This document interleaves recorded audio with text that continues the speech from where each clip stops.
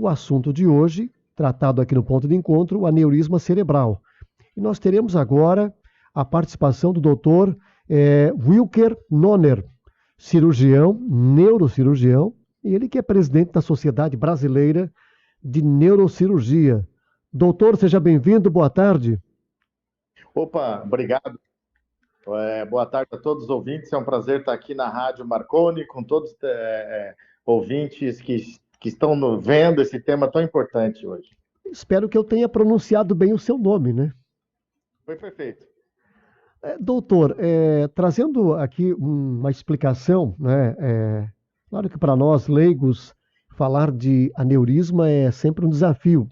Parece que até para a própria medicina, porque há sempre muitos estudos, muita ciência, né? Mas trazendo uma definição do aneurisma, né? Qual a sua experiência? O que você nos traz de explicação acerca desse tema?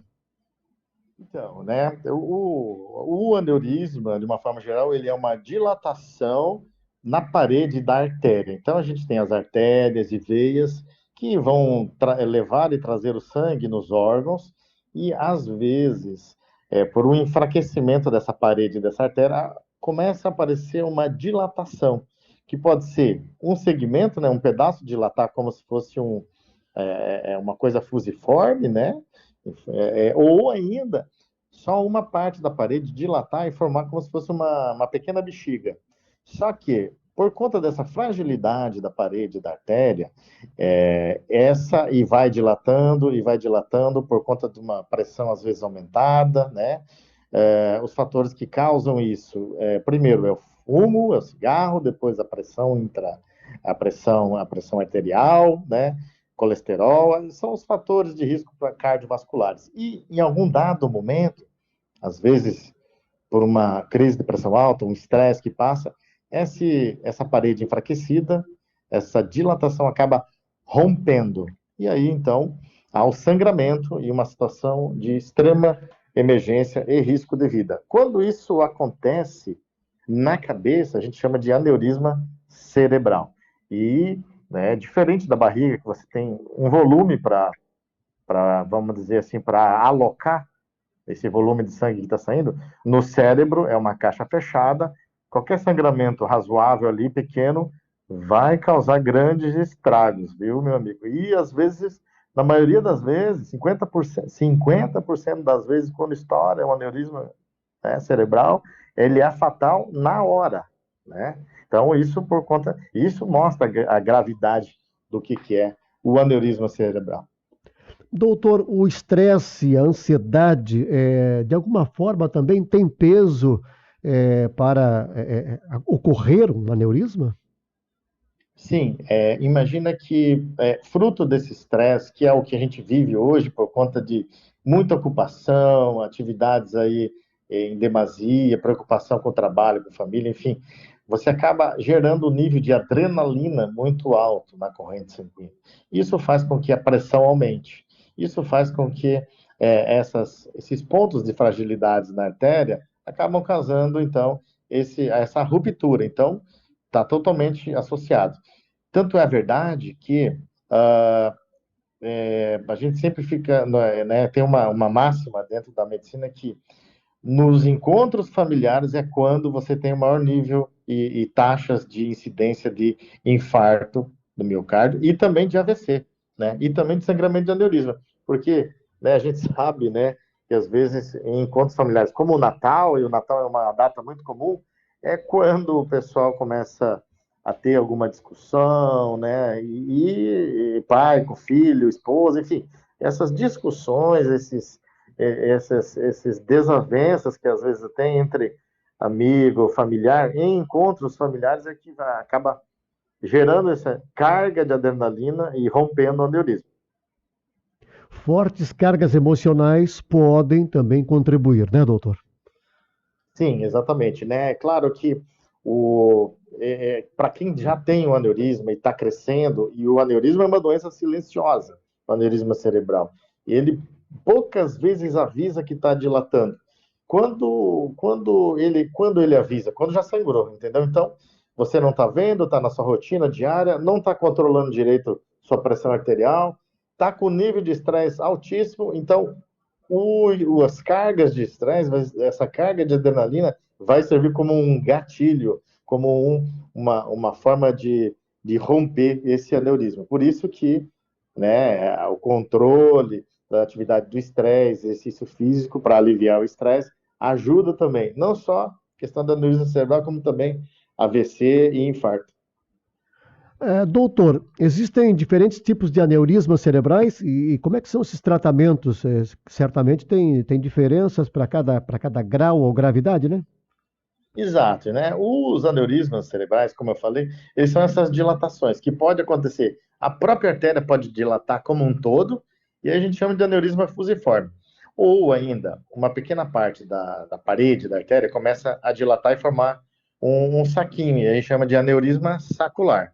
E eles variam, às vezes, no formato, às vezes não é tão redondo, ele é triangular, ele tem vários lóbulos, e a localização e o tamanho dele também fazem com que haja essa variação. Existem muitas artérias e segmentos dentro do crânio. E isso, né, essas características próprias de cada um aneurisma, é que vão indicar qual tipo de tratamento que vai ser instituído para cada tipo de aneurisma. Exemplo, nós temos hoje dois tipos de tratamento para fechar esses aneurismas. O tratamento tradicional, onde a gente faz a abertura do crânio e através de microcirurgia com microscópio, a gente vai lá, localiza ele, bota um clipe, né, que é tipo um grampinho, né, a gente fecha então aquele aneurisma sacular, aquele saquinho, exclui ele da circulação, que está então inflando aquele saquinho, aquela dilatação, e o outro tratamento é um tratamento mais moderno, onde, através de um cateterismo, assim como faz no coração, né? O cateterismo, a gente, por dentro da artéria, a gente segue com o catéter e entra dentro do aneurisma e acaba jogando o material lá, ou botando um stent e excluindo esse aneurisma. Então, hoje são esses dois tratamentos que se fazem. Qual a indicação de um e de outro vai depender do tipo e características de cada um aneurisma. Logicamente, pela facilidade de acesso pelo tratamento endovascular por dentro da artéria, esse hoje é o mais feito, né? Porque ele é mais fácil de chegar dentro da artéria. Você precisa só de uma punção, enquanto no tradicional você precisa abrir o crânio todo, né? Doutor, o nosso corpo, que é muito complexo, ele muitas vezes apresenta más formações aqui ou ali, né? Quando se trata de cérebro, é sempre muito desafiador, né? Então é uma loteria, né, doutor? Você nascer realmente com o corpo perfeito, sem nenhum problema, porque uma dilatação dessa, um problema desse, dependendo do local, é bastante difícil de tratar e pode trazer aí diversas sequelas também, né? Exatamente. Então, existem fatores, como você bem pontuou, genéticos, ou seja, a pessoa já nasce com uma malformação da artéria, da veia, né? Existem malformações arteriovenosas. O aneurisma é uma malformação também. Lógico, tem os fatores externos, que nem eu falei, que é o fumo, pressão alta, colesterol, estresse. E existem os fatores genéticos também, que às vezes vêm com o paciente. Existem algumas doenças genéticas que já carregam com a pessoa essa tendência, essa facilidade dela ter aneurismas pelo corpo e aneurismas cerebrais também. Então, isso também às vezes vem da parte genética também. E, logicamente, existem aneurismas tão complexos ou malformações tão complexas que vai demandar um tratamento mais específico, mais complexo, e às vezes até carreando mais perigo, sequela durante o tratamento, por conta da própria complexidade da lesão. Doutor, a tecnologia tem ajudado bastante a medicina, né? O diagnóstico por imagem, aliás, há vários exames que podem ser feitos. Até gostaria que você relembrasse, o doutor Bruno Parente falou também, mas é sempre bom lembrar para essa audiência que agora, na hora do almoço, está nos ouvindo.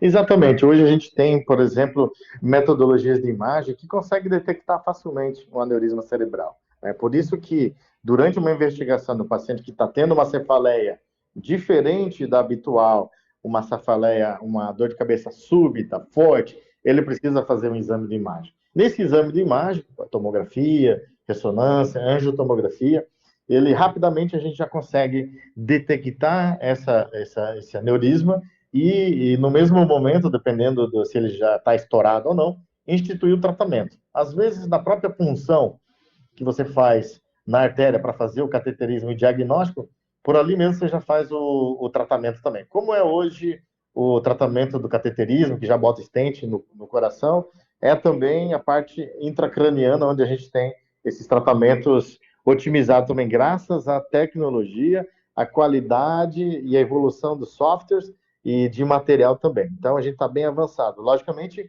isso consegue se fazer em centros especializados, né, nessa parte, né?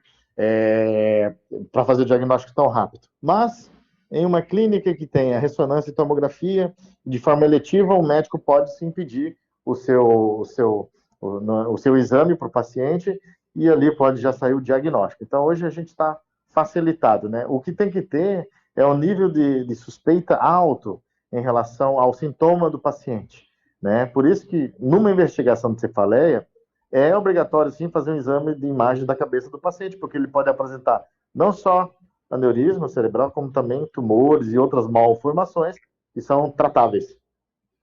Dr. Wilker, a Sociedade Brasileira de Neurocirurgia, a qual você preside, ela está representada em todos os estados? Como é que está o organograma da entidade no Brasil? Então, a sede, a matriz fica em São Paulo, perto da Avenida Paulista, porém, ela tem as suas, vamos dizer, os seus braços, as suas filiais, e em cada estado tem um representante, né? Então, Santa Catarina, a gente tem a SCAN, que é a Sociedade Catarinense de Neurocirurgia, presidida pelo Dr. Leandro Haas, de Blumenau, e comandando o Brasil todo pela neurocirurgia e dando as condutas, etc., os protocolos, tem a nossa Sociedade Brasileira de Neurocirurgia, onde eu presido, e com um corpo de médicos experientes do Brasil todo, a gente acaba ditando as diretrizes para cada patologia que acontece no Brasil, tanto diagnóstico quanto de tratamento também. Não deve ser fácil conciliar, né, a presidência com a atividade da medicina, né, doutor?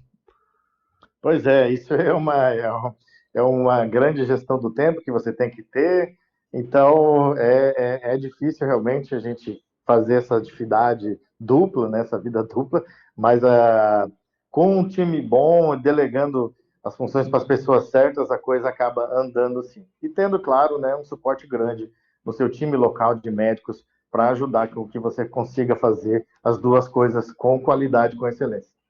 Perfeito. Doutor, muito obrigado pela sua participação. Um forte abraço, muito sucesso e conte sempre com a Marconi nas campanhas e necessidades para divulgar algo da sociedade aqui, ok, doutor? Não, obrigado. Aqui um abraço meu aqui do Dr. Will, que eu estou aqui hoje na SS Cardio, onde é um centro de excelência em Santa Catarina, para atender esses casos de neurologia e neurocirurgia. O que a população precisar, a gente está à disposição aqui também. Muito obrigado. Obrigado, doutor, também uma boa tarde.